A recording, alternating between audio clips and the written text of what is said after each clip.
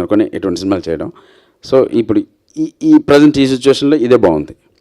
Character ఆర్టిస్ట్గా మంచి క్యారెక్టర్లు చేయాలని ఉంది. స్క్రీన్ మీద కమెడియన్గా మీ కామెడీ టైమింగ్ అనేది చాలా ఎనర్జెటిక్గా ఉంటుంది. ముందులో చాలా సినిమాల్లో కొంతమంది లేడీస్ని కొట్టంగా అసలు జనాలు ఆ లాజిక్ని మర్చిపోయి జనాలు ఆ సీన్నే ఎంజాయ్ చేశారు బాగా. ఈ సీన్లో దానికి ఈ సినిమాలో క్వైట్ ఆపోజిట్గా వాళ్ళు మిమ్మల్ని కొట్టిన సీన్ కనిపిస్తున్నాయి. ఆ సీన్ ఎలా? ఇంకోటి దాచాం, కాచుకోండి అంతే. అలాంటిది ఇంకోటి వచ్చింది అంతే, కాచుకోండి. అది ఆ రూల్ చదివి వెళ్తాం ఇంటికి. లాస్ట్లో అరిసాం కదండి, మొక్కలు అప్పుడు ఉంటుంది. సో తప్పకుండా. ఇందాక మీరు రిలీజ్ పరంగా బాధ్యత అంతా కూడా, ఈ బర్డెన్ అంతా కూడా సప్తగిరి గారు మోస్తున్నారు అని చెప్పాను. మేకింగ్ పరంగా, క్రియేటివ్ పరంగా కూడా ఆయన చాలా వరకు ఇన్వాల్వ్ అయ్యారంటారా, లేకపోతే అస్సలు సప్తగిరి గారు ఏం చెప్తే అదే చేసిన తప్ప ఏ ఒక్క కరెక్షన్ కానీ ఏది చెప్పలేడు అనమాట అసలు. అభిలాష్ గారు, విరూపాక్ష సినిమా ద్వారా శాసనాల గ్రంథం అనేది బాగా పాపులర్ అయింది. ఆ సినిమా బాగా హిట్ కూడా అయింది. దానివల్ల ఆ శాసనాల గ్రంథం తీసుకున్నారా ఏంటంటే, ఎలా రిలేటెడ్ రిఫరెన్స్ తీసుకున్నాం?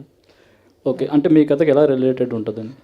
అంటే మేము కొంచెం ఫన్నీగా ఏదన్నా తీసుకుందాం అనుకున్నాము. సో అదొకటి నచ్చి తీసుకున్నాం ఫన్నీగా. ఓకే, అంటే పెళ్లి కాని వాళ్ళకి ఈ కట్నం ఆశిస్తే ఎలా ఉంటుంది ఏంటి, పెళ్లి కాకుండా ఉంటుందని చూపించబోతున్నారు ఏంటి? అదే అంటే ఫన్నీగా చూపించబోతున్నాం. కృష్ణయ్య గారు, రూరల్ డ్రామాస్ మీరు ఎప్పుడు దాకా చూసినవన్నీ కొన్ని రూరల్ డ్రామాస్ విలేజ్ స్టోరీస్లోనే ఎక్కువ కనిపిస్తొచ్చారు. అవునండి, కొంచెం సీరియస్ ఎమోషనల్గానే ఉంటాయి. సో ఇందులో మీ రోల్ ఎలా ఉంటుంది, నవ్విస్తారా మీరు కూడా? ఇది కామెడీకి సంబంధించిందేనండి. నాది కూడా ఒక మంచి ఫన్నీ క్యారెక్టరే.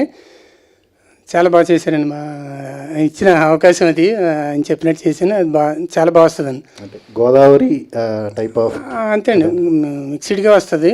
అంటే మరీ గోదావరి అది కనిపించదు కానీ ఫన్నీగా వచ్చిందండి. Okay, thank you. ఇంకోటి ఏంటంటే సప్తగిరి గారు కూడా ఈ సినిమాతో ఆడియన్స్ దృష్టిలో ఒక కమెడియన్ అను లేకపోతే ఒక ఏదో అన్నది మర్చిపోతారండి. మంచి మంచి హీరోగా మాత్రం బిజీ అవుతారండి, అందులో గ్యారంటీ పక్కా, అందులో డౌట్ లేదు. ఇంకా ఇందాక అమ్మాయి గురించి కూడా ఏదో చెప్పారు కదా, ఇంతకుముందు రిజెక్ట్ చేశారు అది. అంటే నా ఒపీనియన్ ఏంటంటే, ఇదివరకు చంద్రమోహన్ గారు ఉన్నారు, అప్పుడున్న స్టార్లలో ఆయన కొంచెం చిన్న ఆయన, కానీ ప్రతి హీరోయిన్ కూడా ఆయన పక్కన చేస్తేనే స్టార్ అయింది. అలాగే ఇప్పుడు ఈ అమ్మాయి కూడా సప్తగిరి గారు ఇప్పుడు ఈ సినిమా తర్వాత దొరకదండి ఇవిడ. ఫ్యాక్ట్, డామినేషన్ నిజమండి. ఇప్పుడు ఎవరైతే రిజెక్ట్ చేశారని చెప్పారు అబ్బాయి, వాళ్ళందరూ ఫీల్ అవుతారు.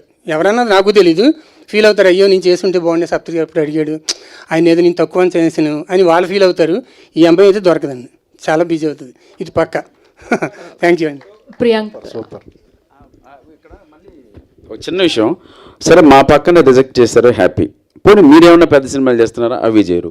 పోనీ మీరు రెగ్యులర్గా సినిమాలు చేస్తున్నారా, అదే చేయరు. ఖాళీగా ఉంటారు, ఏంటో అర్థం కాదు. మేము డబ్బులు ఇస్తాం రండి మా పక్కన చేయండి అంటే చేయరు. ఈ స్టేట్ ఆఫ్ మైండ్ అంటే అర్థమే కాదండి. నిజంగా సినిమా స్క్రిప్ట్ చూడండి బ్రహ్మాండంగా ఉంది, సినిమా ప్లస్ అవుద్ది, మీ కెరీర్ ప్లస్ అవుద్ది అని ఆలోచించండి. ఎంత చెప్పినా ఎవరో చెప్తారు, ఏంటో చెప్తారు, వాళ్ళు మాటలు వింటారు, కమెడియన్ పక్కన ఏం చేస్తారు అనేది. అది అలా అన్న వద్దులేన్న. ప్రియాంక గారు, హాయ్ అండి, దిస్ ఇస్ రాణి.